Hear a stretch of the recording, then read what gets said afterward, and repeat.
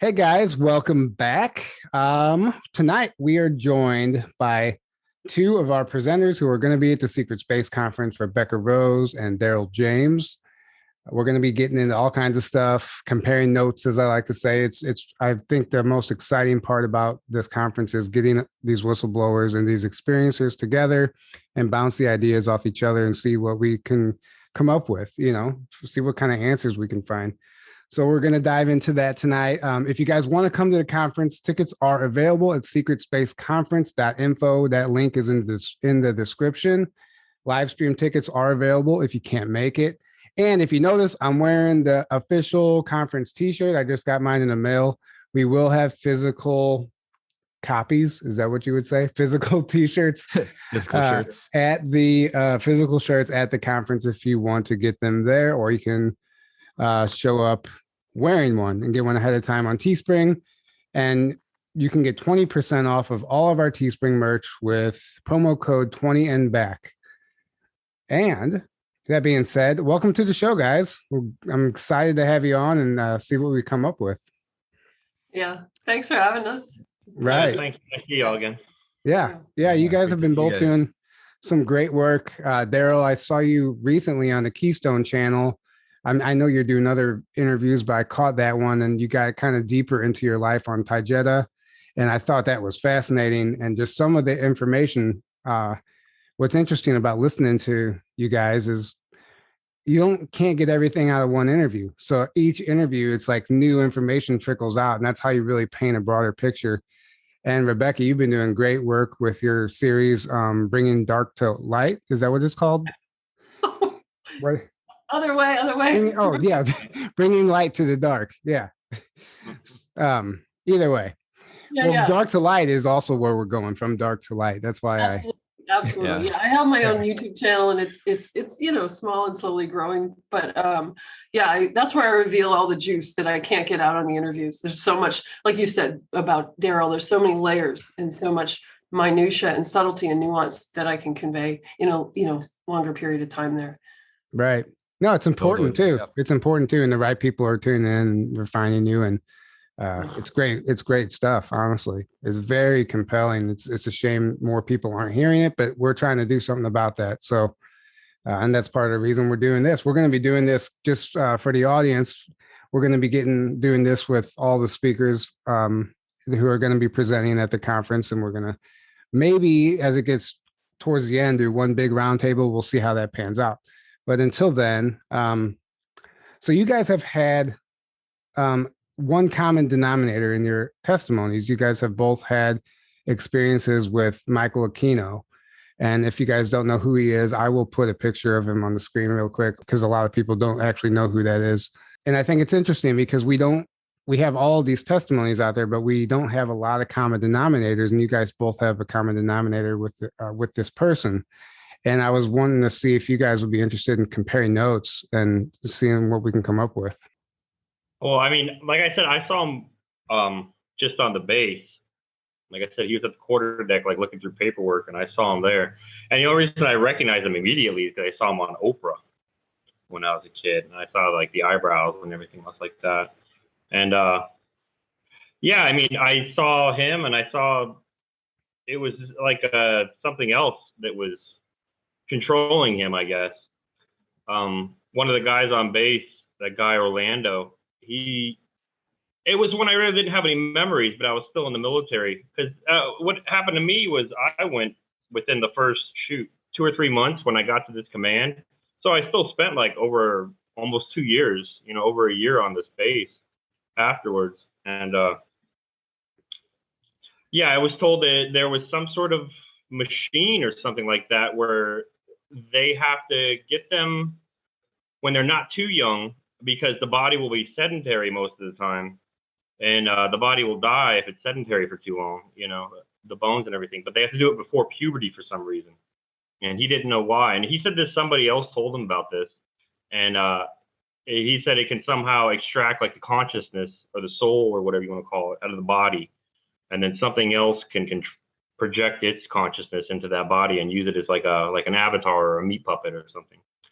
And he said that's what happened to Aquino, and he brought that up. And at the time, I really didn't know what he was talking about. I really didn't have that much memory of him meeting the man. But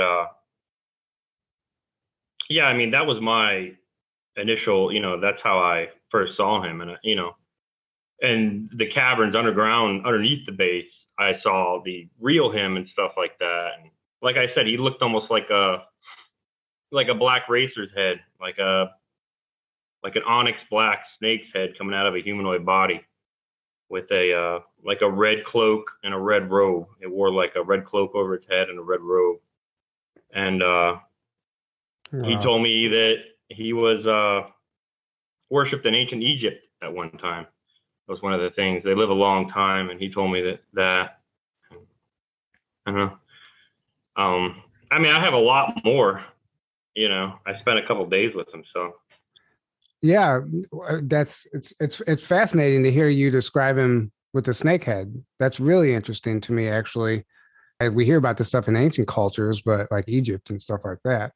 But to still be walking around beneath our feet is something we just really don't think about every day. Mm-hmm. Yeah, and he told me. I mean, just I don't know. He was very arrogant, and he almost liked to brag.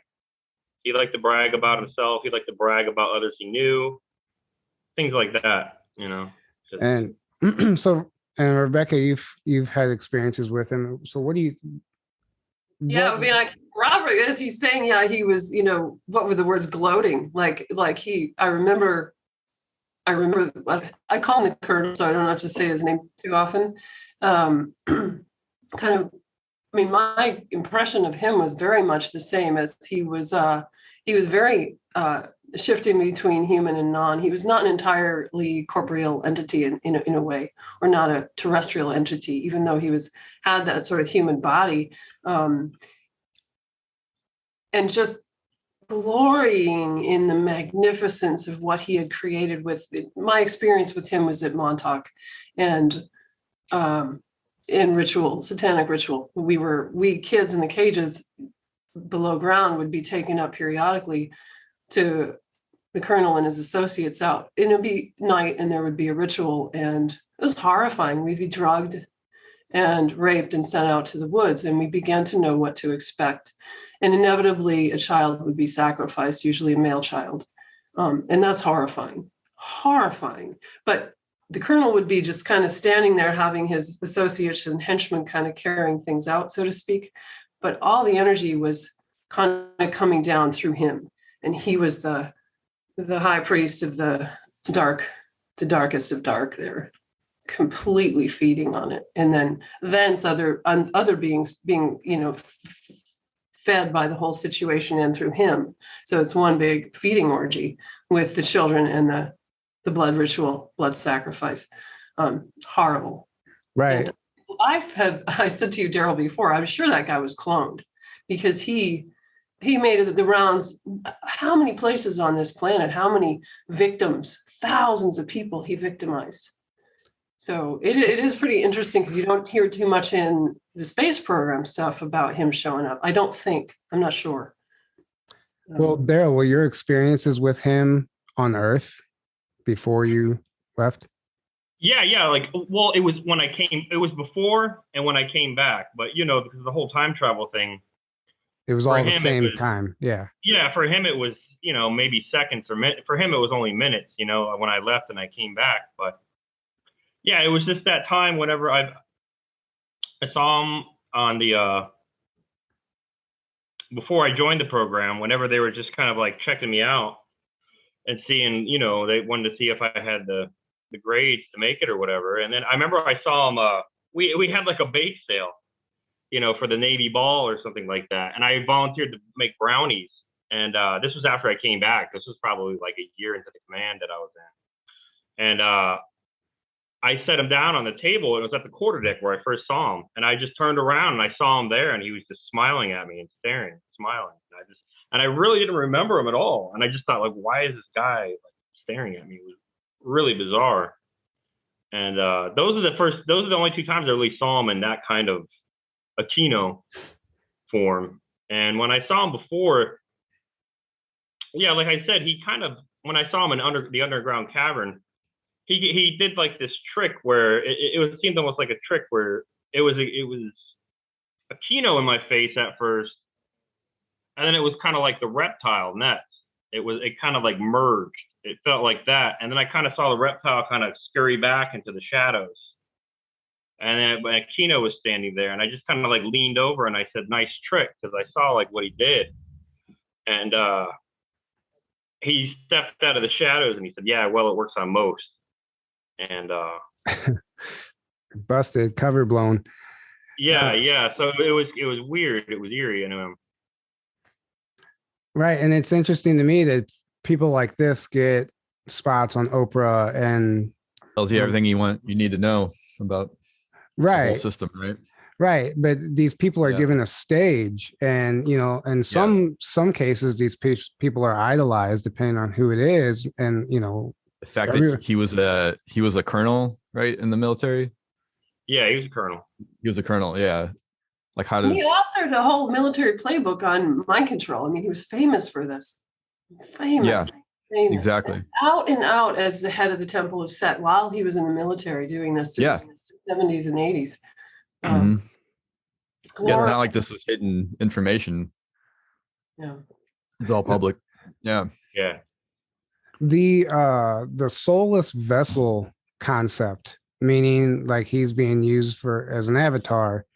That's something that's really fascinating to me, and we've covered this before on the show, but I don't think people consider this enough. This might be the case with a lot of people, such as our president, even. Our president. It's interesting. We see different personalities coming through sometimes in different versions, and I wonder if that's not just happening to somebody like him. Yeah, I mean, it could be. It's just that I've never heard anybody put it that way though either. You know what I mean? The way it was described to me, it was just something like a technology that was on this base that the guys openly talked about, and it was just something that like the guys that worked in the underground base that just knew about it. And it was very strange and bizarre. The way it came up was this, I don't even know. The guy just came up. It was almost, the guys were like, they were almost like monitoring me to see if I had like memories. I remember, the command had them they would kind of ask me strange questions out of the blue. And I really didn't know like how to respond to it because I didn't have any memory of it at the time. And it was just very matter of fact when the way the guy described it. He just came up to me and said it straight up. And he was saying it to see if it jogged any kind of memory in me. So he, report back on me to the command. Didn't you say that he would like sit in a chair all day and just not move? And eventually it's like it was just like an empty vessel just sitting there. Am I mistaken about that? Well, yeah, that guy Orlando, he said, I think he was talking when he was talking about it was during that same conversation, and he said that he went to the underground base. He did a 12-hour shift, and I guess as you're walking through it, there was like a break room on the side with like one of those long rectangular windows. You walk, and he said he was standing at the end of the table, or sitting at the end of the table, just staring ahead. And he said he did a 12-hour shift, and he came back. And when he walked out, he was just sitting in that same exact table, just staring straight ahead. So, right, yeah. That's creepy. Yeah. Right. And when I asked him, I said, he said something else was like replacing the consciousness or whatever, the soul. And I said, well, what is it? And he said, I don't know. Like they didn't know, and it kind of freaked him out to think about it. Because I don't know. It makes you wonder, like, so. I really wonder if these programs are still continuing. Like the people we have coming forward now are older adults, of varying ages, but we're not getting young people with these stories of this mind control and all this stuff. And I would love to believe that it stopped completely, at least the negative part of the programs. What are your thoughts on that? Or do you think this is still occurring? Yeah, I've asked this question too, inwardly, like what is happening right now with this? I think it's transformed. I don't think it's completely gone, but I think you're right. I think there's been a shift in how things are done and maybe those objectives, what's going on out there. I don't know. Right. It almost seems like we're kind of like all these early programs were almost like experimental. they didn't really know what they were creating. They didn't know the beast, the monster that they were creating. And now we're seeing the results of that, and it's really messy, unfortunately. I can't agree more with that, because when my whole program was like all the abductions and everything, all the programs I was taken into, I just always felt like this was all R&D. I mean, they were precise about what they were doing, and yet it was always like they were reinventing something, and the mad scientist kind of thing with a dash of like psychotic energy thrown in. Yeah. Right, a dash of psycho. Yeah. So there's the recruitment process is interesting to me, because you guys both have completely different stories, actually. Rebecca, yours started at a young age, and Daryl, as far as you know, yours started in the military, correct? Yeah, mine started in the military, and yeah, it was just like I said. I was only on the base for 3 days, two or 3 days, and one of the guys came in and said, "You're going to have to escort some civilians in the underground base," and and it was strange to me that I was only there for like 2 or 3 days, and I only had a secret clearance because I could use a radio pack, and that you need a secret clearance for that to handle crypto and everything else. But I had no like top secret clearance, and it was strange to me that they had me going to the underground base. And but yeah, like I said, when I walked in, there had like these sliding glass doors when I walked in, and as soon as you walked in, there was like this metal detector, and the civilian guys, there were Siemens workers. They didn't want to go walk through the metal detector, so I didn't want to do it either. But then there was like a guard behind behind like a table, like stainless steel table, and he said, "No, you walk through." And so I just thought it was a metal detector, and I walked through. But it just turned out it was just like some sort of machine that could figure out anything from IQ to whether or not you had high cholesterol, whether or not you had clots.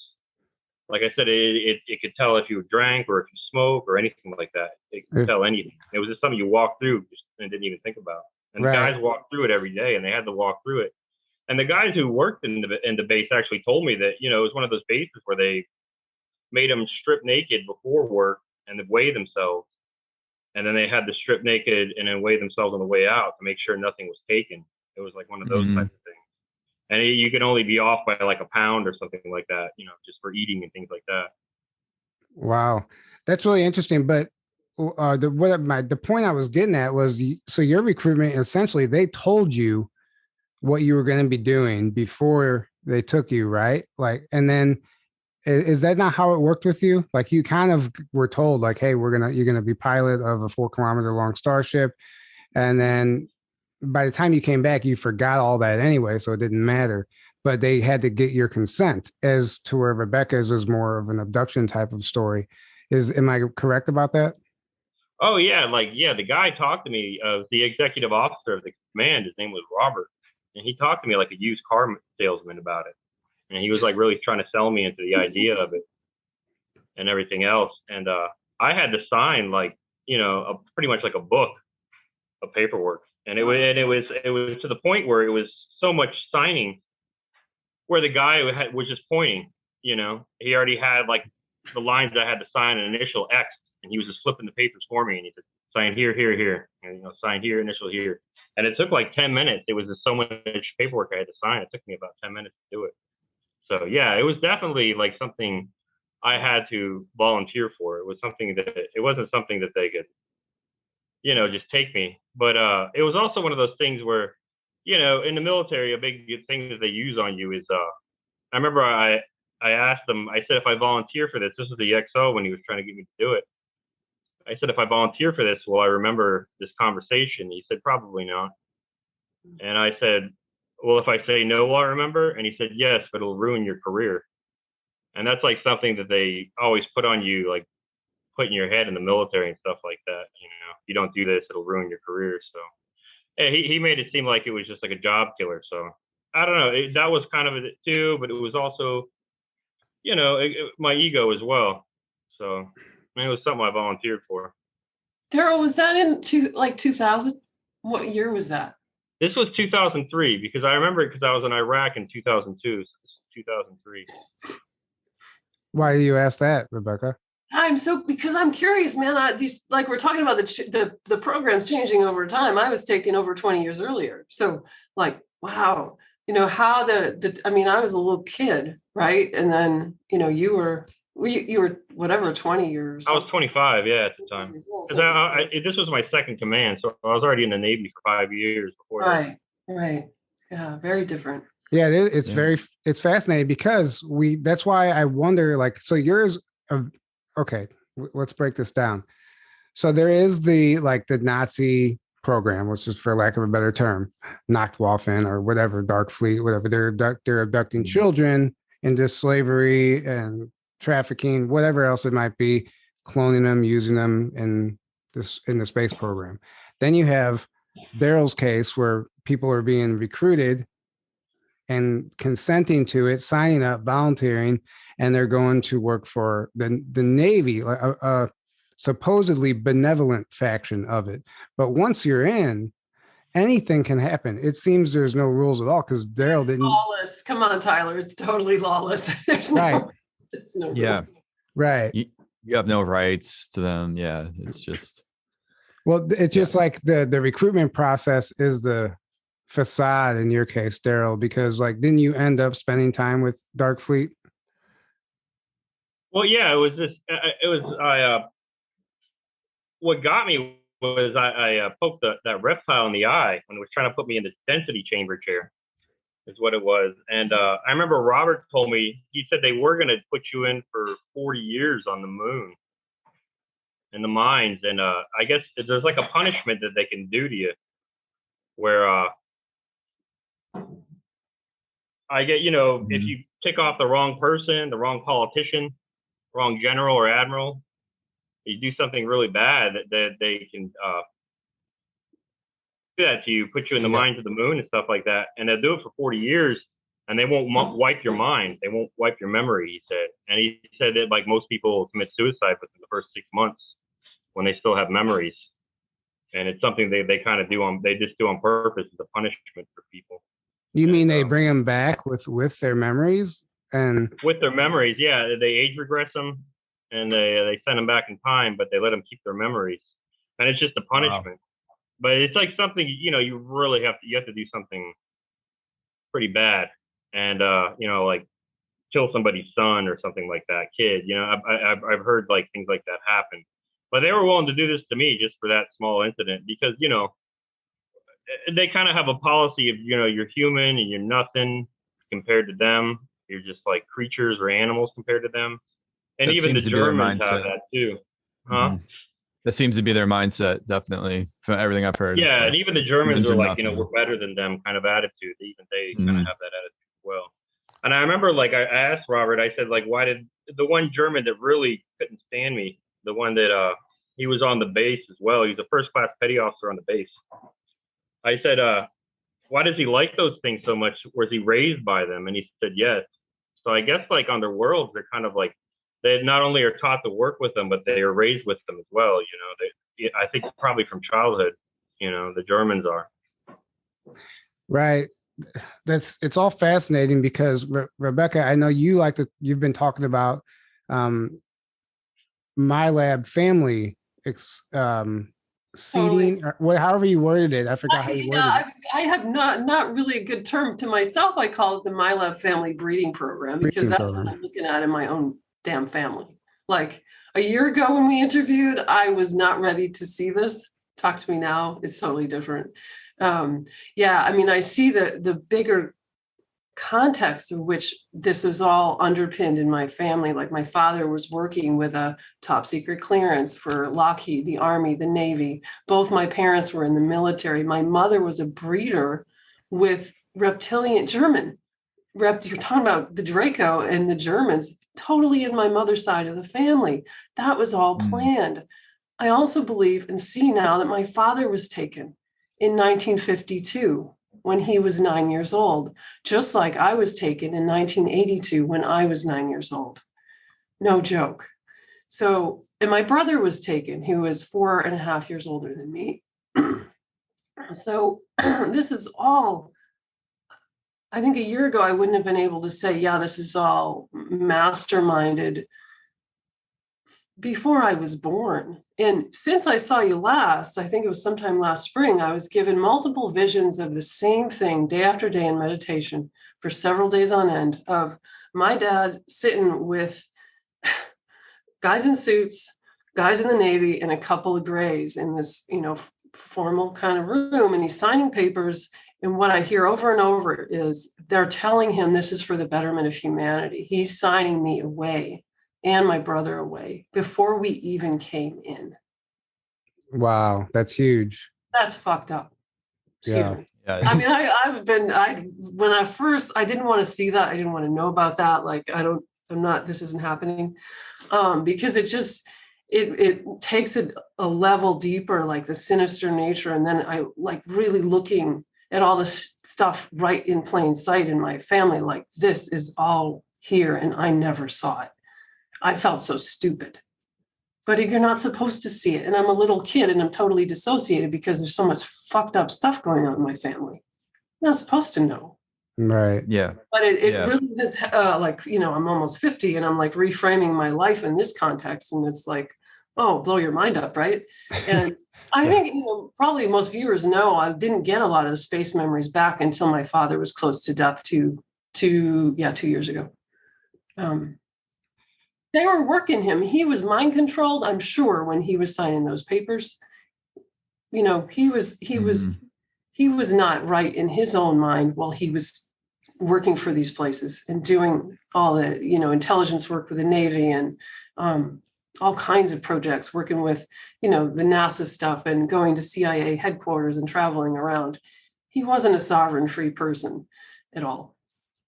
Yeah, it seems to be the case for most of these people who end up, and they basically start off in like a 3-letter agency or however it looks in the military, and then they're slowly steered into a position without them even knowing it.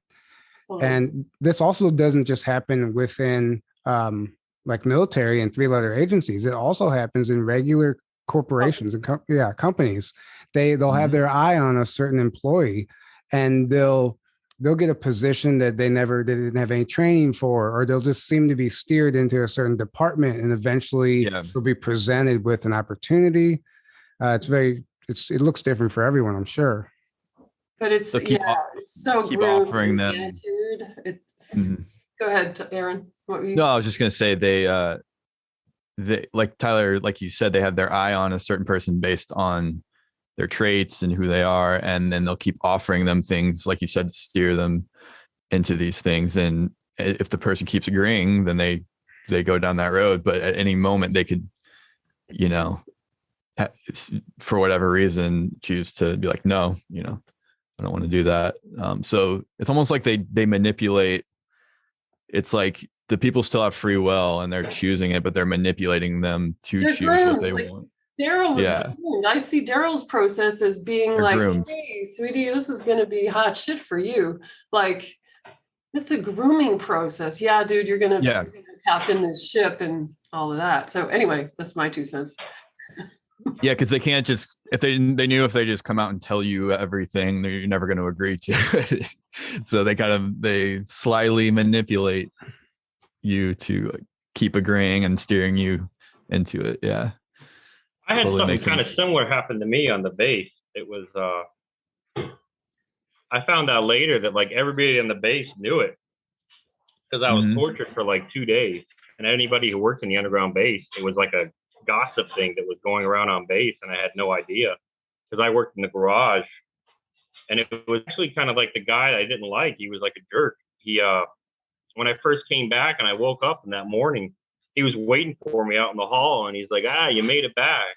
20 years is a long time. Some guys don't make it back. He's kind of a jerk. But then I found out that like he was, I don't know, I guess the closest thing to a friend I had there, because before he left the command, he invited me into his room and he kind of leveled with me. And he said, everybody on base, he's like, you were tortured by Aquino for 2 days. He said, doesn't that piss you off? Does that make you mad? And I said, I don't remember. I don't know what you're talking about. And he said, everybody on the base knows it. He said, everybody knows what happened to you. And, nobody say anything. And he was the only one that bothered to say anything to me. And Robert, before I left, the XO, he told me that, you know, I knew this guy named Tim. He was like a civilian, and his dad was, I think, Royal Air Force, like a chaplain in the Royal Air Force. And he was actually spying on me. It was kind of like to see if I had any kind of memory pop up at all. I had this one friend named David. He was doing the same thing. So it was pretty much like guys on the base. They were just like, kind of like spying on me, the guys that worked in the underground base. And I had no idea, you know what I mean, at all. And they was just kind of like, they were just trying to see if I had any memory at all whatsoever. Because I remember was that same guy, Orlando, came up to me another time. He would just say weird stuff. And he was like, "Hey, Daryl, do you believe in those reptilians?" And I went, "No." And he like told me about it. And I was like, "What? No." And he's like, "Oh, neither do I, but Johnson does." And, you know, I was just asking you if you ever like believed in things like that. He's testing you. Right. Yeah. They were like kind of just trying to figure out whether or not I had any kind of memory of it. And it was something at the time I was completely oblivious. I had no idea. Yeah, it's gauging your reaction. Yeah. Yeah. And they were just like spying on me. And whenever Robert told me all this, he came clean. He just told me all this stuff, all these people that he was like sending out to like make sure that I had no memories of it. And yeah, it is, you know, great deal of betrayal, I guess. And it turned out the guy that I thought was a jerk was actually a friend. Right. Oh, yeah. really? This is interesting because the reason I brought up the recruitment process is because William Tompkins in his book talks about working for one of the programs, the think tanks, I don't know, whatever it was, where they were working on this age regression technology. And he said it wasn't until 1980 when the Navy finally started their 20 and back program in 1980. And he said they were, according to Tompkins, he said they were taking millions of people. I don't know how that was possible. That's a pretty large number for just, you know, Navy. But he described the technology, and to me, like, there's got to be, that was in the 80s. And like I said earlier, we're seeing the results of an experimental technology. They've had to have perfected it in a way now to where it's not so sloppy. And I just think it's interesting. I think it's interesting that we have somebody like Tompkins bringing a testimony. It just validates. It's another level of validation in my eyes. I'm talking about the past. I think I remember Robert saying something about the 80s or something like that. It's been around since then. I remember, like I said, this is deeper back in my other story. There was the first class petty officer that first showed me like the little drone, the little gray. They call them drones, little worker things. And he said that, you know, it was something that he said we had a base in 1970 on the moon, is what he told me. He was just telling me, like, casually telling me stuff. And he said that the Russians didn't have a base, but they had like capabilities of sending a nuke there. And he said that at 1970, they nuked it, and it set us way back. And it wasn't until Ronald Reagan that we really started getting back into the space program. And he told me that the Star Wars program was like a way to funnel money into it. Like the Star Wars program was pretty much, it wasn't even like real as far as, that was like satellites shooting down nukes from the Russians so they wouldn't be able to attack us. He said that they were just funneling all that money into the secret space program, and it was just a cover story the entire time. Yeah. And then I asked Robert later on, and I said, "Why do you work with these things?" I asked him, and he just said, "We have a contract," which almost kind of makes me kind of think of Dwight D. Eisenhower. He didn't even go. I don't think he really went into it, but he just said, "We have a contract," and contracts are really huge, especially with them. Yeah. A lot bigger than you think. Yeah. Yeah, they use those programs as covers a lot. Like Operation Moondust is one I know in particular that was around at the same time, and its public description was it was like a military branch that was collecting any fallen space debris from rocket launches. But in what the real reason was to actually retrieve wrecked UFOs. Rebecca, I know you've recently been getting into your memories, your space memories. I don't know if do you believe you've served in a 20 and back, or what's that looking like to you now? Or absolutely, yeah. I just it's hard. I always feel like it's a little more. I think because of all the cloning there's these other I think there are times when there was more than one of me out there. So that can give this effect of being out there more than 20 years, right? You've got this overlap of selves, so to speak, I suppose. Yeah. So for sure. I mean, and I have this gap between, so I have a lot of information about Moon and Mars and, all the other things that were going on Earth before really all this happened, right? And then Planet X way out in the Kuiper Belt, which is toward the end of my service. And there's this big chunk that I have these like slices of, okay, I'm piloting somewhere, but I don't know where I am. And there's a bunch of that. And I do suspect Solar Warden. I wouldn't say that officially, but the piloting and the sense of being, there's so many, there's outposts and bases and substations out there in places that we don't have names for. I think that's part of me not knowing exactly where I am. It might just have a numerical value to a coordinate, out in space, like this is where you are. This is the mission right now. And it's like, I can't locate this exactly. So it's sort of balling up the works, but there's a big chunk that's trying to come through. But I have a lot. I still have a enormous amount of information. I feel, more than I did 10 years ago. That's for sure. Yeah. A lot of the whistleblowers say that the planets are referred to as numbers. It's like they each have a coordinate or a number, like Earth would be like H34 or something. It would be, whatever the case may be. Totally. And there's so much out there. Oh yeah. Yeah. Yeah. And slowly, more like I've been remembering as, singular people that were important in my experience out there. I was remembering that not all of the, I was a cyborg clone that was fully weaponized as an asset when I was owned by the Draco out on Planet X. And I was remembering I guess we could call him a friend. He was my superior, but I call him the pig man of Planet X because he was a bipedal, buffed out kind of, fierce looking dude, but his head was, the reference I have would be a swine. I mean, it's kind of strange, right? Like he had this armor on his chest that was built into his body, like a maroon colored armor. And he was sort of a teacher and an overseer for the Draco. So we weren't always having to interface with a really scary Draco.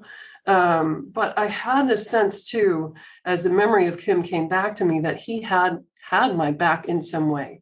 And that's mystifying to me. But there was a camaraderie with him, which I really appreciate, because so many of the memories that I have are so bad. It makes it difficult, I think, for us to want to go deeper into our experiences. So I appreciated that. And he was interesting in that his skin would change color a little bit according to his mood and to his intent, like a little bit of blue or green. Oh, wow. That's really interesting. Just really interesting details like that. So something to be thankful for. I was patrolling out there, and he was sort of overseeing a lot of us who were, there were others like me who were human, and a bunch of other, I don't know if these were entirely their own races. I suspect a lot of augmentation and hybridization, experimental beings, but he was extremely intelligent and advanced, far most so, I would say, than myself, even though I had been incredibly augmented for other purposes, not necessarily intelligence per se. But the Draco were, I just remember the Draco being like, Daryl, when you talk about like, yeah, I just elbowed that Draco. What did you do? Stick your elbow in his eye or something? Yeah, they're going to. I stuck my thumb in his eye. Yeah, that. Like, I remember them coming by, and your mind melded with them. They know what you're thinking. Granted, as a slave, you're not supposed to be thinking anything, right? Like, I'm a completely, utterly mind-altered, cloned slave. No, nothing of my own, right? But they're knowing everything that's inside my head. And you just look down and hope they don't let me think a bad thought right now. Because they would give us this holographic kind of, punishment and reward system of if I do good, they'll send me into this beautiful realm through the power of their minds. They're all famous for holographic experiences. And if I fuck up, man, they're going to punish me, and it's going to be horrible. They will send me into a hell realm like that, just thinking about it. Always wed with the mind of the Draco. It's horrible. It's like they're just like throwing their power around. So if they can do that to you in the programs, I think that would explain a lot. They can do that to people here on Earth in their dream state. Totally. They could phase into the bedroom and do whatever they and create an entire false experience, which I'm pretty sure we've had a few episodes covering that. But it's really interesting to hear you describe it in that way. It kind of helps paint a better picture on how they actually accomplish it. It's really just an ability that they have as a species, I guess. It's inbuilt. I mean, I always think if we could turn the Draco energy around and use this for positive, they're very powerful. Unfortunately, it's been aligned with dark force, Right. Yeah. Right. Yeah. The skin changing color aspect, that's pretty interesting to me. Have you encountered that at all, Daryl? And any No, I don't remember. I don't remember skin chasing, but I do remember. I was told something later on about. I just heard another time about. They have a way of communicating where it's physical and audio and kind of telepathic all at the same time. And I remember that when it leaned into me before I poked it in the eye, and it had its hand on my chest and its fingers over my shoulder. And it made almost like a sound the way, like an alligator does when, and like mating season where it can make the water kind of flutter. It was almost like a frequency where I couldn't hear it, but I felt it rumble in my chest. I felt like a growl, like a rumble in my chest as it leaned in. And as it got closer, then I actually heard like a sound, and it was like a growl, kind of a rumble. But yeah, like I did notice how, communication can be both physical and audio and, telepathic all at the same time. Right. I actually did just, I guess, a week ago, woke up to that sound next to me. I've been at the receiving end of these attacks for years now, and they've slowed down a lot and they're getting a lot weaker. But I woke up and I briefly saw what I would call a reptilian. It was just out of the corner of my eye. But what woke me up was that alligator sound that you're talking about. I can't even mimic it, but it's just like that rumble, growl type of thing. It was like right in my ear. And immediately I just did a clearing and, like, get out of here. Nice try, type of thing. But I know that sound you're talking about. It's kind of scary what they're capable of. That's why it's so important to protect your space every night before you go to sleep.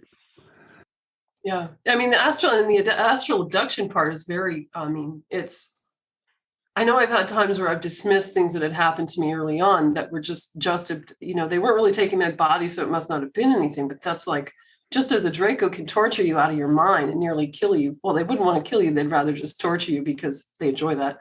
But, thinking, well, it wasn't my physical body, so it couldn't have been anything real, but it's so real, Yeah.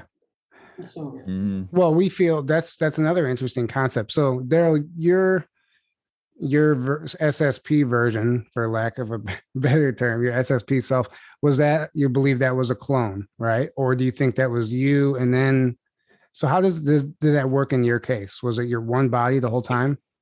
I think it was me. I had an experience with the clone, and I don't know. It was so long ago. Robert told me something about that or something. I don't really remember. But yeah, I had an incident where I saw a clone of me, but this was me. Like I went through some sort of portal and I wound up like in a hospital bed that I later found out was on the moon and everything else. And I met that woman, April, that was on the base with me there. Yeah, I mean, that was all me. That wasn't a clone as far as I know. Okay. Because I was the point I was going to make was that I really believe, and I think we discussed this with you before, Rebecca, that when something happens to your clone, your physical body here, you feel it subconsciously. You feel some of that. Like, just pretend one of your clone gets injured. You might wake up with and you have a sore arm all day and you don't know why. Yeah, because it's still part. I mean, how do we say? It's still kind of. I mean, it's part of us. It's part of us. I mean, I have horrible memories of dying out there as a clone that are. It's every bit as emotional. It's very moving, to go through that. You just think, oh, it's just a replica of me. Oh, but you're fully in the experience in a way too. So I know this gets slippery to talk about in linear sort of 3D limited terms, because how do we parse this out in a way that's cognitively makes sense. It doesn't all make sense. Not. It's a quantum, making sense of, I think, beyond space and time and the limits of our knowledge. Right. It really, it takes a lot to really wrap your head around sometimes. It does. Well, and for the people who are like, those people are just crazy. I get it, because some of this, I think I have it figured out, like, in my mind, like, okay, how did that work? And then it just kind of slips away and blows up, and I'm back in my 3D self, and I'm like, I don't get this. I don't get it. Yeah. I mean, sometimes you feel like you're going crazy yourself, so you don't blame somebody else for thinking that. Totally. I get it.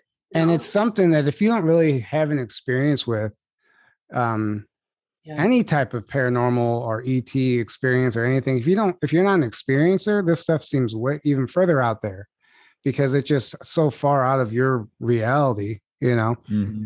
And that's the people that laugh at us, and which happens. I had a random Facebook guy I don't even know message me. He's like, "Oh, you should put that you're a retard conspiracy theorist in your bio or something." Like, just some guy. I'm like, okay, like, thanks. Cool. Thanks, man. Yeah. But what's interesting, so the age regression part I wanted to get to earlier. So a friend of mine actually had a good theory, or a good analogy, came up with a good analogy on how this technology works. Because that's the hardest part. That's where you lose people a lot of times. Like, they can believe in a space program, but the age regression tech and the 20 and back, that's the hardest part.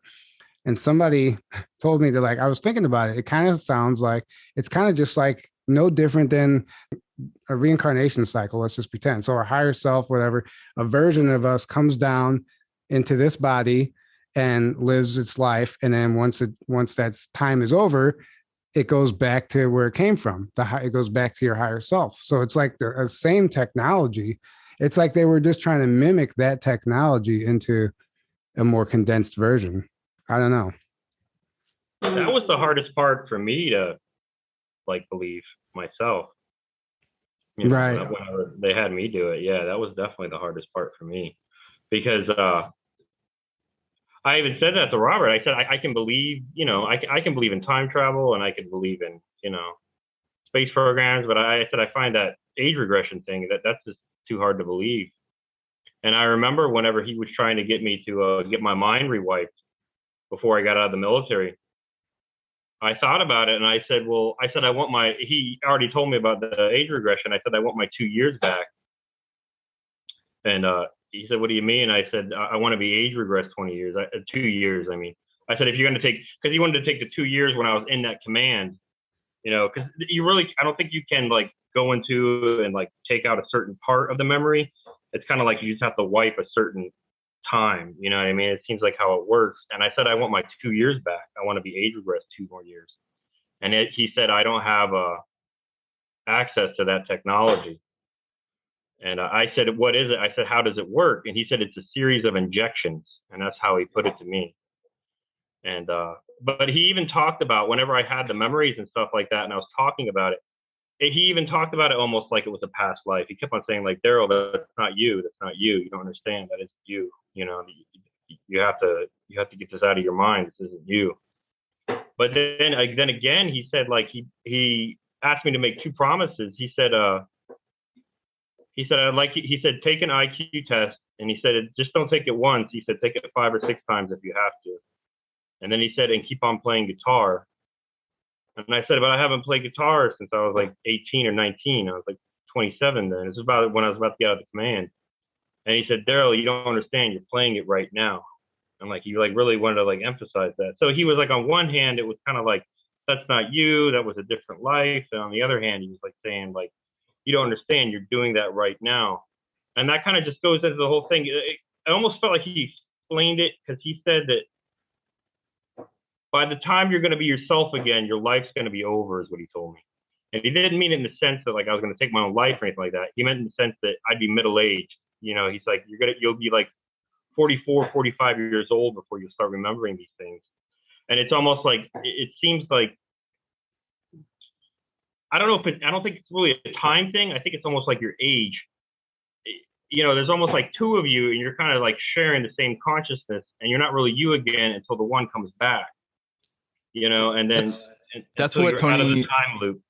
Tony Rodriguez, I believe, talks about that, where he said, I remember him saying at the exact moment in his Earth life when his 20 and back ended is when he like felt it. He felt like he became himself again, essentially. He woke up and he knew it was over. Like he knew. Yeah, he said he just had the feeling of, oh my God, it's over. Like he didn't know why he had that feeling. He didn't know what that meant, but he said he just had that feeling. And it was like before that, he said he was almost in this like slightly dissociated state, I guess you could say, where he was just like semi out of it his whole life before that. Because, and that makes sense. Like you said, it's like your consciousness being shared by two beings. So he wasn't fully able to be present in his body until that came back when it ended. So that definitely lines up with what he said. Yeah, and I would have been the same way. I just would have been floating around and not known anything probably till I came back or whatever. But it was a captain in the Navy was telling me this stuff. It wasn't just some guy. You know what I mean? I had no idea I knew the man, but it was like he even said, he's like, you were like a son to me. He told me that, and I didn't know him at all, and it was just, if he hadn't have done that, if he hadn't have like said that or done any of that stuff, I would have been completely lost. But at least he gave me, maybe that's what he was trying to do, to give me some sort of footing or grounding or something to try to help me out. I think that's what he was trying to do. And if it wasn't for that, I would have thought it was like a bad dream or something. Right. So yeah. So Rebecca, at what point in your life, at what age do you think your 20 and back began? There was a lot going on before I was taken for 20 and back. I know that. Yeah. 1982, so I was 9 years old. Okay, you might have said that already. Sorry. Yeah, right before I turned 10. So I do know that. Yeah. And do you have any memory of what that process looked like at all? Or you just kind of it's just pretty foggy or what? You mean coming back or no, leaving actually. Like going into I remember being pulled out of the side of my house. I mean, I had so many abductions when I was a kid, but this was like, I remember leaving and looking back. It was like in slow motion, you're levitating and being pulled at the same time, like in a vacuum in your body. My body felt like a rag doll. And I was looking back at my, the kitchen, and the light was on in the kitchen at night. And I'm like, this just isn't going to go good. And it almost felt like it was playing out in slow motion. Yeah. And there's frustration in not being able to stop what's happening. But that feeling typifies so many of the abductions I was having. Yeah. I mean, I was always waking up in my sleep, mute and paralyzed and trying to get away from something. Anyway. Same. Yeah. Right. Likewise. Been there. Yeah. Yeah. Oh, is this unanimous? Oh my God. Yes. So I used to lay in bed when I was a kid, and I was afraid that aliens were going to come through my wall, and I had no reference point or no reason to be afraid of that. I remember, because my bed, there's a twin bed, and it was up against the wall, and there was a window. I wasn't afraid of them coming in the window. I was afraid of them coming through the wall. It was really weird. But that's neither here nor there. But when you said that, it just reminded me of that. Mm-hmm. Who knows? And the whole paralysis thing, it's a mystery. It's a mystery, but I think we should it might be actually helpful to do an entire episode on that alone, because that can ruin your life if you let that stuff take over. I mean, if you don't know what to do about it, it'll ruin your life in the sense that you're not going to sleep anymore, and your daily life just begins to suck.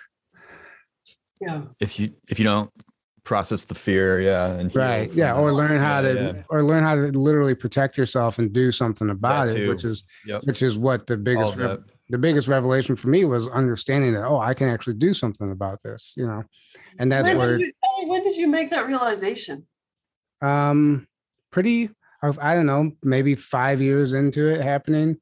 Really? Yeah. I started figuring out, I don't know, something's probably subconsciously guided me, but I started figuring out techniques and ways to combat it on my own. And I don't know if it would even work for anyone else. It all was happening through a lucid dreaming experience for me. And I learned how to control that.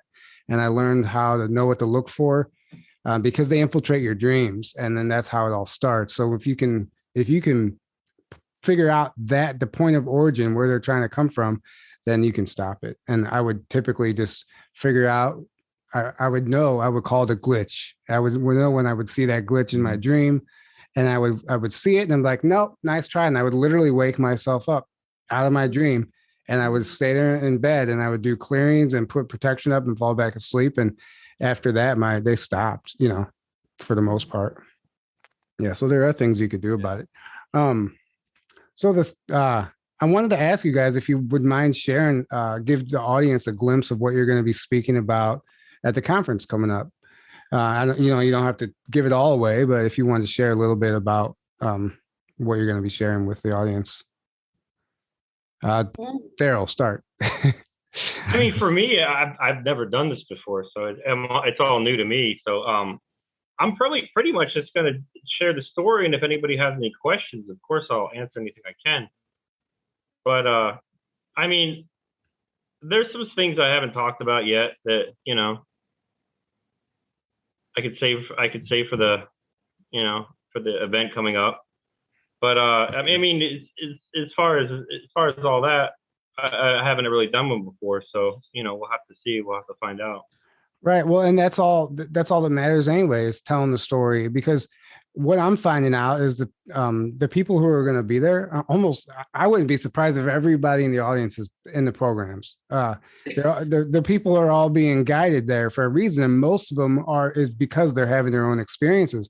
I've lost count of the amount of people who've reached out telling me that that's why they're coming, and they feel they're just being drawn there, like they're being activated. And I really think on some layer, some level, it's all going to be very healing for everybody who's there. It's just like there's that knowingness that we've all been a part of something, and just being able to be around those people and figure it out is huge, I think. So, yeah, Daryl, definitely looking forward to hearing the new stuff for sure. And yeah, like I said in my story, that stuff happens because when I woke up, like from the density chair, I looked to my right and I saw 3 guys like sitting on like a mattress on the floor, and they looked like they were in club clothes. So, I think it's kind of common for them to be shanghaied and everything else, I think that happens often. People don't even know they've been taken. Right. Well, that's exactly what we're experiencing right now. A lot more people are realizing, and it sounds crazy that there could be so many people coming forward, because obviously there's the fake whistleblowers and the shills trying to muddy the waters, trying to, ruin things for the people who have real memories. But if William Tompkins was right about his number being in the millions in the 80s, of course, we're going to have people every day remembering stuff now. And I don't know, like I said, it was all experimental back then. So they could have no way of knowing really how it was all going to pan out. Think about probably care. Oh, yeah. Sorry, real quick. This is what I've thought about for a while, is like, think about how many people probably do have had memories come back, but they're too scared. They have a family, they have a job. They're too scared to come forward and come public with, because think about it, this type of information is not like, it's pretty heavy stuff. It's not without consequences if you're going to talk about this publicly for most people. Totally. It's high stakes. For most people. Exactly. So I'm like, there's probably a lot more people than we realize that have had memories come back. They're just too scared to come forward, or the consequences in their mind are too great for where they're at in their life, that they don't want to come forward, or maybe they've only told a few people, close people in their life. I can imagine. I cannot say, I so agree with that, because I'm an intuitive, so I work with clients all the time here, and I get notes from people all the time who are like, I've never told this to anybody, and this is coming out, and I don't know what to do, and all the crazy stories that I get, and there's I hear from people every day that are grappling with these memories. So absolutely, the numbers are huge, they're high. Everybody's coming into full flower with their, the desire to know. I think as we're moving through this transit in the culture right now, all of us on this planet, it's like emerging from the depths to be, like clearing the shadow material. This is what we're doing. So like the Secret Space Conference is a huge service to that. And what you said, Tyler, is spot on about the healing here. you know, the healing that can take place when we all come together, like in human form, like we're not behind a screen. It kind of scares me a little, like, oh, people are going to see all my, you know, right. all, you know, my volume. Anyway. No, it's true though. I always joke and say we never know if you guys have legs or not. Like you go, are you in a wheelchair or what? Yeah, I don't know. A robot or you're a real person? Yeah. What are you going to be sharing with us at the conference, Rebecca? Oh, new stuff. There's always new nuances and new big stuff coming in and trying to connect the dots in the context. And I'd like to talk about, I'm really curious about what I call the MyLab family breeding program. Maybe talk some about that, because I think some people maybe connect dots in their own families, you know, their own history, like maybe looking at it a little different. But I think for me, tuning into what is intuitively, what is most needed for this audience, you know, I might not know until I'm, you know, a few weeks before, but I want to talk about the twinning, the psychic twinning thing on Mars, which is really compelling and huge information for me. And just like Daryl said, you know, kind of give what can I do in 90 minutes plus a Q&A? You know, I kind of got to pick my things wisely, but and bring it around to healing, so that there, like we said, there's light in the story. Right. And just so you know, and everybody, all the speakers get 2 hours. So there'll be plenty of time for that and questions. We set it up that way on purpose because it's not a subject. An hour is not enough. Even 2 hours isn't, but it's enough to at least, you know, do it justice on stage. Yeah. Yeah. So we're really looking forward to that. And I actually, if you want it, we've been covering this twinning, the psychic twinning process on Mars might be something different than we've covered. Would you mind explaining what that is? Because I'm curious. Well, you know, so I was on the show at some point when I was on last year. I know you guys asked me, like, did you have a counterpart out there? And I was like, oh, no, I couldn't remember anything. And I met through the ether in the energetic realm, a guy that I was twinned with, purposefully trauma bonded and psychically bonded, tortured together, wedded together sexually. We were sent to Mars together and worked as a team for a while. That's what I basically mean. And it's part of the twinning is part of the Illuminati playbook. Right. Man, it is. They got this from the Illuminati. So if that's what you're talking about on the show, this is very much an analog of that. Right. Yeah. The trauma bonded, in most cases, twinning. And it's going to look different for everybody. I know, Daryl, you even had an experience with Taijetan. Taijetan or Taijetan? How do you say that? Taijetan. Taijetan. You had an experience. That seemed to be a little more organic, though. That didn't seem to be like a twinning thing, did it? I'm sorry. I don't real. So twinning means like on some level you were paired up as a child, right, with this person, Rebecca, and then we were kept in cages and tortured together. I mean, I don't think that's quite what trauma bonded. Yeah. So it's not what Daryl experienced. Yeah. Not really a good thing. No. Yeah. It's just a tool that they use essentially. Sounds like. But no, that's not Daryl's. That wasn't. No, yeah. I just had an experience with like a clone, and that was in the Dark Fleet. But I didn't have like any kind of twinning or anything. I lived, you know, besides some events, I really didn't really have any kind of as a child, any kind of anything to do with it. And like I said, whenever when that first class was interviewing me, and after I walked through the metal detector, he even asked me, he said, were you homeschooled? And I said, no. And he said, well, I guess you just slipped through the cracks after, you know, they got my scores and everything like that. So he was surprised he seemed surprised that I wasn't already in the program or I hadn't been taken earlier at a younger age. Oh, that's why I asked if you're homeschooled, because he just assumed. Yeah, he said, were you homeschooled? It almost seemed like, I guess, like in public schools, they kind of, you know, if you have high scores or whatever like that, they kind of keep track of you. Right. Yeah.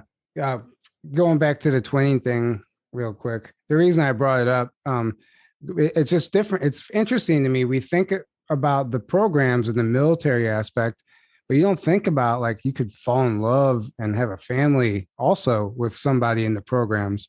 And that's where it gets really confusing, because then you come back and you're not only like getting memories back, but you're missing people.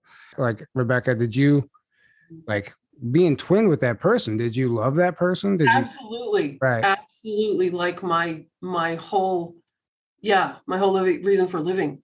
And it's very, very good for missions, because if you care about somebody that you're on a mission with, you're going to have a successful mission, because you don't want their ass to die.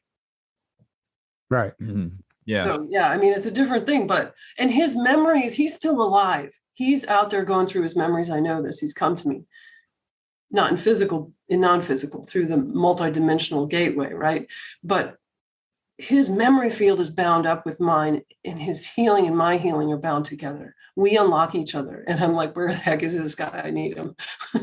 And when he came, and I could see, I mean, I've been given the vision of him is the picture, it's photographic, except for his face, which was in my vision was all pixelated. But yeah, I mean, I have a name. I'm so curious, but it's like we're wed, we're bound. And like I said, some of the memory matter, I don't know if I can get through it entirely without him, which is interesting and whatever. I don't know. I 100% agree with that. Yeah, the healing process in particular, like not until you unite, like, can you start the true healing process? I feel like, because you're twinned, And it's interesting because Dan Cooper, he says that him and his twin brother were taken into the programs, and he called it a twinning program also, but they use literal biological twins. That's their preference. They would prefer. Yeah. Right. Yeah. And there was the advantage. He would explain, like in battle or whatever scenario, you would know what the other person was doing. So you can like attack from both sides, and you're always working in tandem in a way you just couldn't do with somebody else. Yeah. Mm-hmm. Yeah. So it's not just like love. They actually use actual twins too. Yeah. Yeah. Well, and did you say had you done a show on the relational bonding within the programs? That would be amazing. Yeah, we just did Eve Lorgan. We did that, and it was a great episode. It got a lot of great feedback, and the comments, it connected so many dots for people. There's a lot of aha moments. Because you have these people that show up in your life and you don't know the connection. And then when you hear about, oh, you could have been in the programs with this person or whatever program it might have been, it's like, oh, okay. And then all of a sudden, certain experiences that you've had throughout your life start making more sense, So it's really crucial to understand this stuff. Yeah. Yeah. For your own sanity. So real quick on the current state of affairs, Daryl, I know your CO, he was told you a lot about what was going to happen. He gave you like a timeline of things that were going to happen. What you're seeing right now on the world stage, is that matching what he told you? Well, yeah, because he said it would have to come out in a trickle, and then it would eventually come out and it would flow out. Because he said that, the people, they're not going to be able to take this. That, people you idolize, people who you thought were your heroes, different politicians that you like, the things that are going to come out on them, people aren't going to be able to take it all at once. So he told me it's going to be something where they're going to have to, it's going to be a trickle. And it seems like it, I mean, with Prince and what happened in Netherlands, I think with politicians over there was like a big, scandal with pedophilia and all that other stuff. And so it's going to be difficult for people to accept this. So it can't be brought out all at once. People are so used to TikTok and everything else, they just want everything to happen immediately. And it can't be like that, because the population, they just couldn't take it. They wouldn't either believe it, or they couldn't accept it. But yeah, I mean, as far as I see, it's something that's going to have to happen slowly, and it's happening. So, and he told me, the whole COVID thing is going to be code word for, this guy was taken out and everything like that. And he's, like I said, he said it could be prolonged, but it can't be stopped. Is how he put it. Meaning, like, if Queen Elizabeth gets COVID, it could be code word for her being taken out, or something along those lines happening. Exactly. And I even asked him about, because I was living in England at the time. I even said that, is the royal family in and all this? And he said, yeah. And I said, well, will they be exposed? And he said, no. He said, the queen won't be exposed. He said, because the people won't be able to accept it, the English people. So she might just pass on and you won't even hear about all the dirt on her. He basically said, we're going to lock her in her palace. She's going to die there. He's like, she's not allowed out. She's basically on house arrest in her palace. She can't leave. Well, we even got mainstream articles saying that the queen was going to be going away for a while.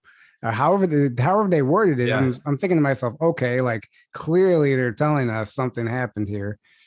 She might, or she won't be seen in public for the next 3 months, they said, or something like that. It's real suspicious, and that sounds exactly like what the case might be.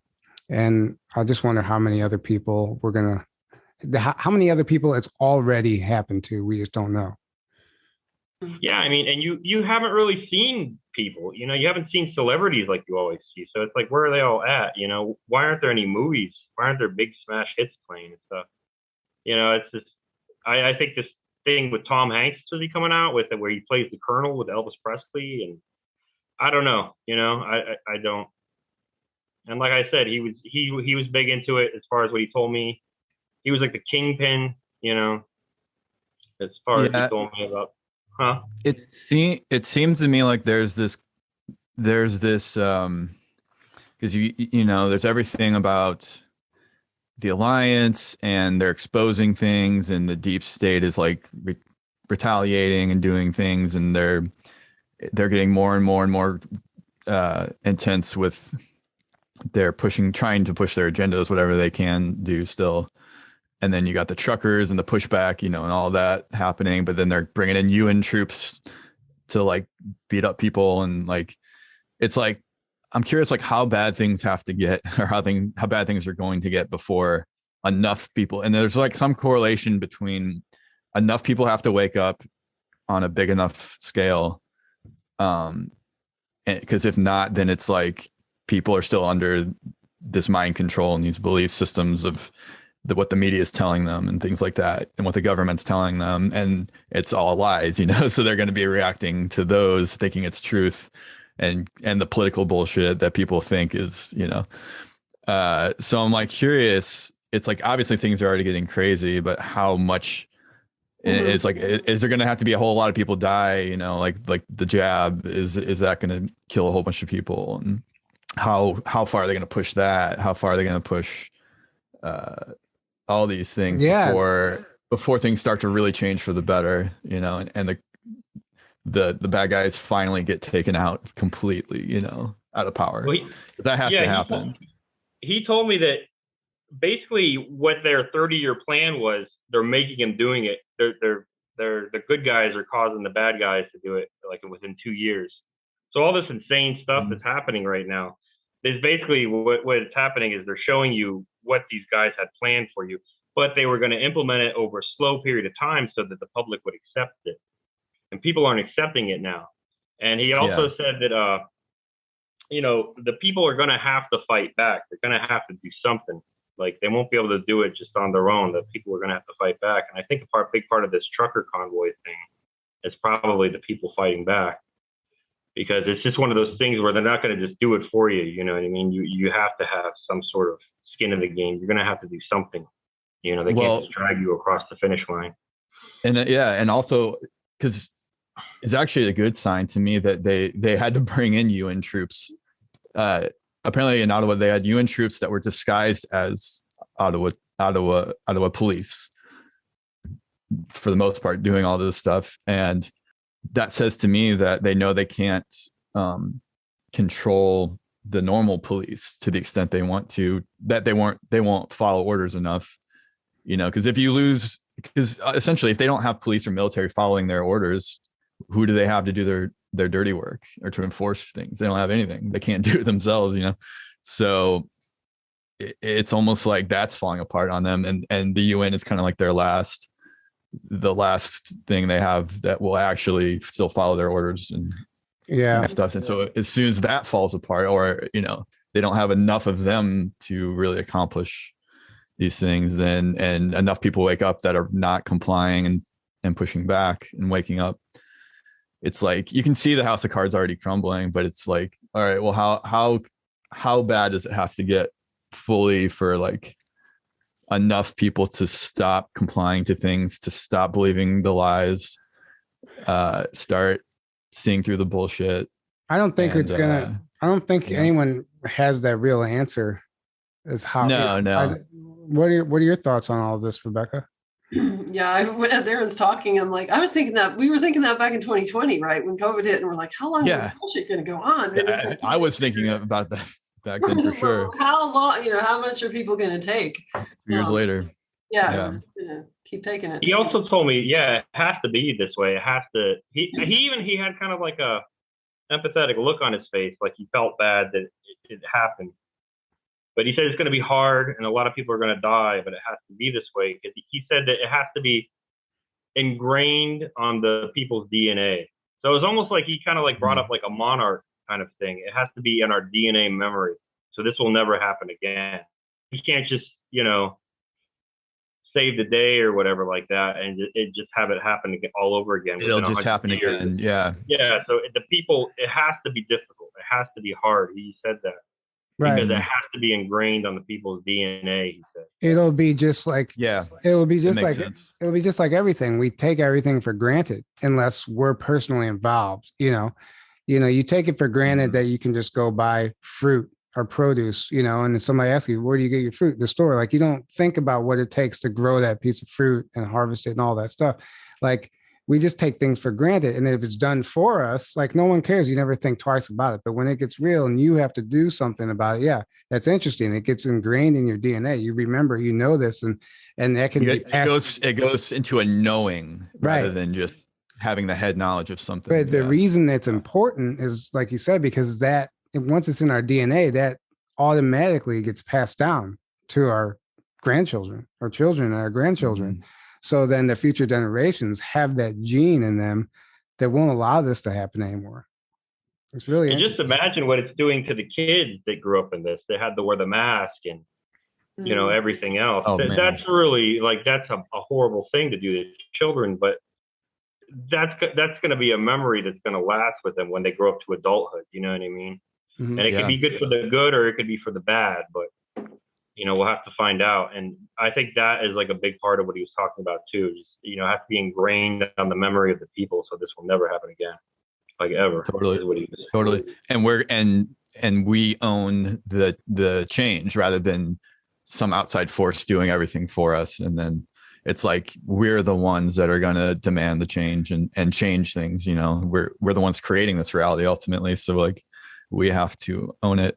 And, it's almost like it just has to happen. It's like it's basically like it's as hard as we make it ourselves, and even if we realize that or not consciously, we're the ones creating. And it eventually, I think, it has to get to a breaking point, and that's what we're looking for. Yeah, that's what we're looking for, that breaking point. So it feels to me like it's coming really soon, though. Like we're really right at the precipice of regardless, I see us moving into this energies and all these events happening. There's no going back at this point. So we know it's coming. We know it's coming. So we want to see it sooner than later, but inevitably it's happening. So that's the good news. That's the good news, I think. It just could be, it could take a lot longer because of us. We might be the ones wanting it to happen so quickly, but it also could be because of us that it's taking so long. So it's interesting for anyone out there listening to this to start considering that. And I read something today online. It's like, you can expose the agenda all you want, but you also have to be simultaneously creating the reality that you want to see, putting your energy into that also. And what are you putting your energy into to create? And you have to know what you want before you can create a reality you truly want too. So it's almost like that's the first step, figuring out what we want.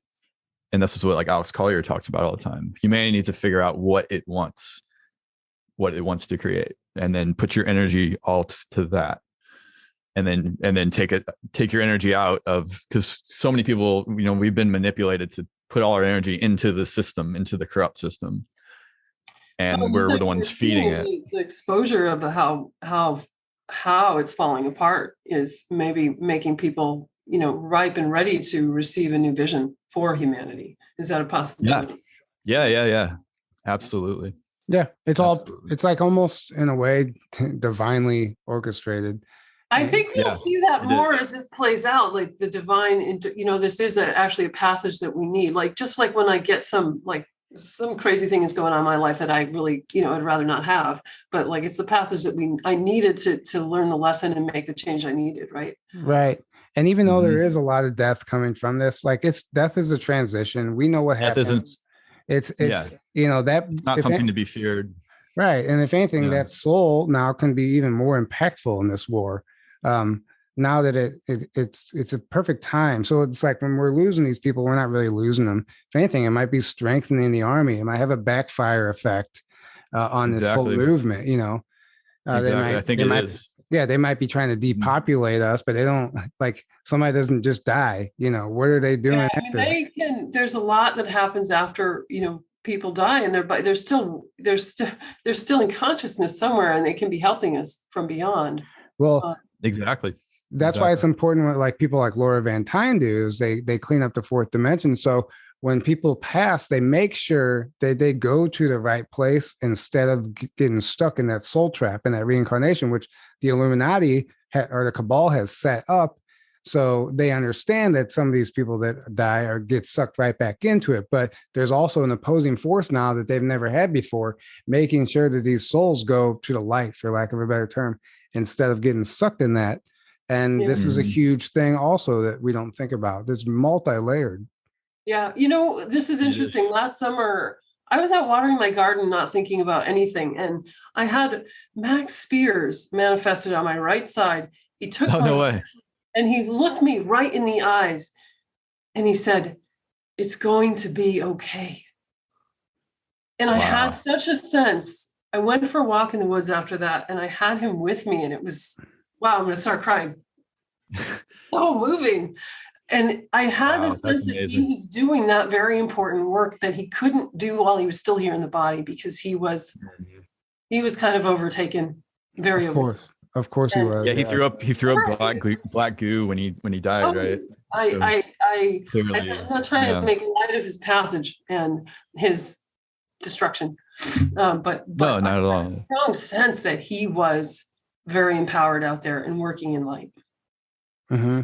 Yeah, that's a perfect example. Perfect example of it. Yeah, perfect example. Yeah, I used the analogy the other day about what we see happening is like a controlled demolition. It's like a building, like when you can, like it's a controlled demolition. And let's just say the building has been imploded. And right now the ground crew is cleaning up the mess. And there's still some dangers. There's some hot electric. There's maybe a gas leak. There's some survivors. There's death. It's all messy. And so the ground crew is moving and cleaning up the mess right now. So I feel like the building has imploded, and what we're seeing now is the mess being cleaned up, and there's still a lot. It's not easy. It's dangerous. I also feel that the energy field around, there's changes happening in our atmosphere and around, despite space fence and everything else that's been done to keep this planet in lockdown. I feel like there's a lot of shift going on. Like when we talk about our own energy field being cleansed, there's something going on in our planetary energy field that is shifting. I think it's aiding and abetting the process of what's going on, and maybe also running in tandem with the awakening of consciousness on our planet. So interesting to look at it from that dimension, sort of a bigger lens, maybe.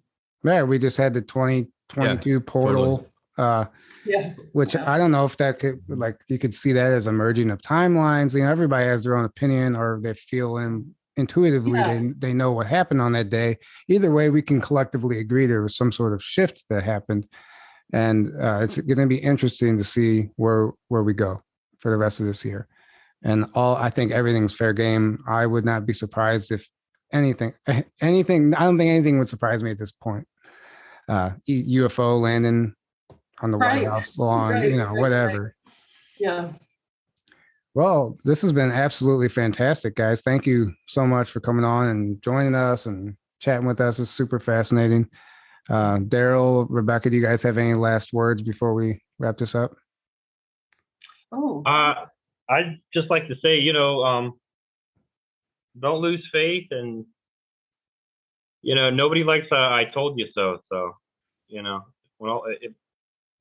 got all these people that they're starting to realize the vaccines are having adverse effects. You've seen all these athletes, soccer players falling down in the field and everything like that. I mean, don't be, be kind to others. People didn't know, so. Yes, it's people.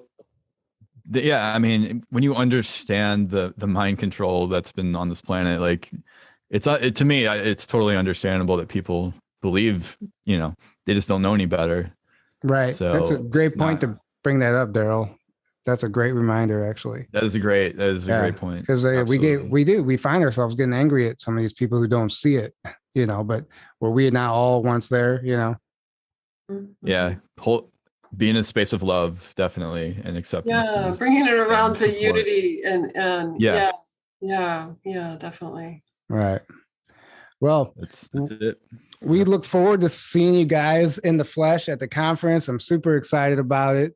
Guys who missed the beginning, you can find tickets to our conference in Grafton, Illinois, May 2nd through the 5th at secretspaceconference.info. That link is in the description below. Tickets are $444, which includes your meal plan, breakfast, lunch, and dinner buffet Monday through Thursday. So it's a great deal. The ticket's basically paying for your food for the most part. We have some people reaching out saying it's way too expensive, but I mean, it's really not. And look around, everything's expensive right now. We're doing this as cheap as we can. So yeah, for the venue that it's at, like we have to pay the venue. So. Well, yeah, that too. And people, it's funny. Somebody was like, well, why don't you just choose a cheaper venue? I'm like, actually, it's the cheapest venue around. It just happens to be the cheapest one we could find too. Yeah. So the whole cost thing, I understand that it's not going to be doable for everyone. That's why we have a live stream ticket available also if you can't make it. But we would love to see you all there. Come hang out with us. It's going to be great. The closer it gets, the more excited I get. And can't wait to see you guys. Can't wait to hear from everybody. And it's going to be amazing. And where can people find you guys, Rebecca? Where can people find you? RebeccaRoseBarfoot.com. That'll be down in the description. You can order Akashic sessions with me and Starseed coaching sessions, galactic attunements, and all sorts of stuff. So check that out and go to my YouTube. Would love to see you over there. Right. And go check out her series. I'm not going to get it wrong this time. Bringing Light to the Darkness. Yeah. Series 2 is the channel. Yeah. And then Daryl, do you have a contact or anything where people can find you? Mine's just DarylDJames.com is my website. And I just have like all my videos on it. So I really don't have any kind of, business plan with it. Okay. Like that. Just a place to find all my videos. Cool. Well, all those links will be in the description also. So grab a ticket, come hang out with us. Thank you guys for joining us. And until next time, have a great evening. Good night, everyone.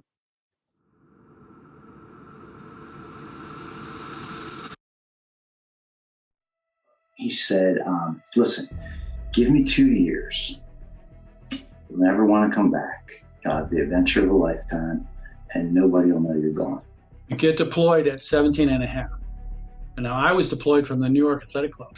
And we got actually deployed right out of the locker room from, you get beamed up to the ship and then the ship takes off and you're gone for 20 years. It's a very hard pill to swallow, but that's exactly how I experienced it. I was taken at 10 years old.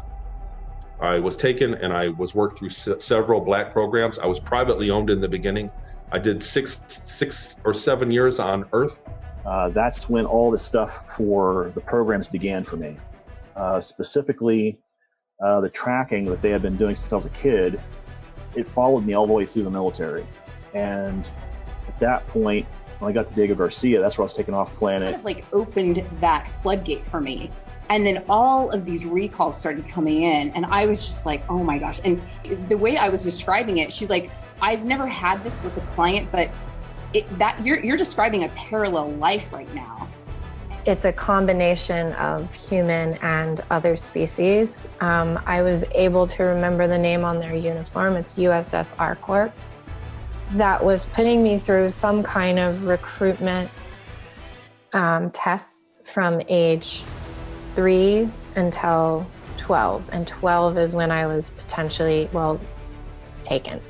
He said, with your scores, I guarantee you'll make commander and you'll make pilot. And I said, pilot of what? And he said, 4-kilometer long Starship. He told me what was going to happen. He says, you volunteer for the program, we'll put you in, you'll do 20 years, we'll send you back in time 20 years, age regress you 20 years, wipe your memory, and you'll just wake up in bed like nothing happened. It's almost beyond words. It's beyond comprehension of how this could happen. Whoever's masterminding this, the Air Force, working with extraterrestrials, working with a lot of pretty wild technology, which I'll also get into, it's really beyond fathomable. It's beyond fathomable.